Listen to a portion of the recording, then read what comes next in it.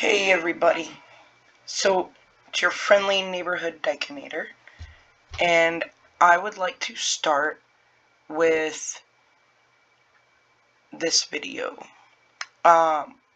It's High Impact Flicks with Brian, and I wanna play this real quick, and I think Brian does an excellent job with the way he explains everything and the way he goes over, very intellectually, by the way, I might add. He's you are very amazing with your wording and how you um, portray yourself. I love the unbiasedness and the open-mindedness, and I wish everybody was more like that. So I'm just gonna play a part of his video here, and then I just want to add a little something to it.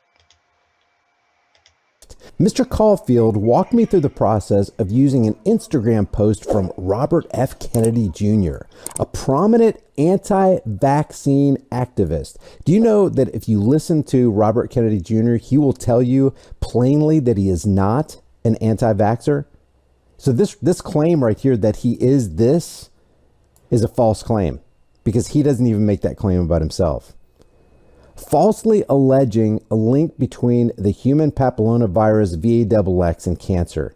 He says, if this is not a claim where I have a depth of understanding, then I want to stop for a second and, before going further, just investigate the source. He copied Mr. Kennedy's name in the Instagram post and popped it into Google. We're going to go to Google. So Mr. Caulfield says, hey, do you want to vet this source right here? Let's go to Google. Google will help us determine whether what Mr. Kennedy says is true or misinformation that we should. Another Wikipedia. Another source that you should use to vet all information that you're considering. This is how the professional fact checkers do it. And scrolled through the introductory section of the page, highlighting with his cursor the last sentence, which reads that Mr. Kennedy is an anti-VAXX activist and, oh no, conspiracy theorist. Which makes you think, from your Google search, through Wikipedia, the lenses by which you're now viewing life, because this is what Mr. F. Kennedy Jr., the best unbiased source on information about a VAXX, I'd argue no. And why would he argue that? Because he consulted Google. He consulted Wikipedia. He did what the professional fact checkers do. And that's good enough to know we should probably just move on. So, and I think this is honestly hilarious that this moron even wrote this on the New York Times anyway. So what I'm going to add to it that Brian unfortunately didn't add to, and I don't know if he realized it or not, but Wikipedia is created by individuals. So anybody can literally go on there and edit anything for anybody.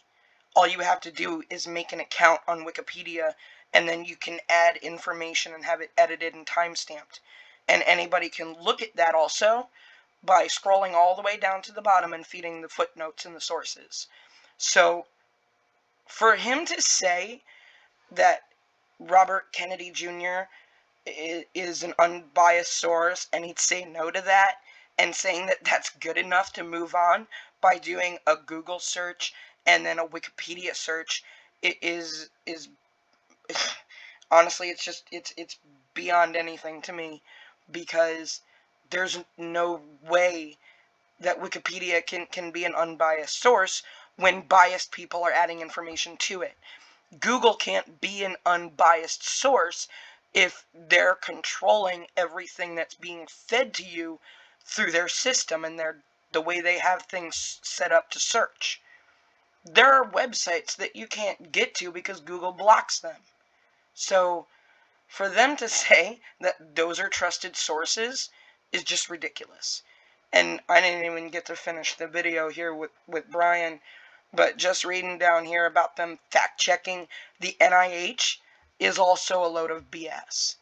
But that's really all I have to say on that one. I do want to say congratulations to Brian. He does an excellent job covering these videos But I did just want to add on a little more to that about Wikipedia, because not everybody realizes that Wikipedia is created by other people, and that they just promote everything that's put on there by others.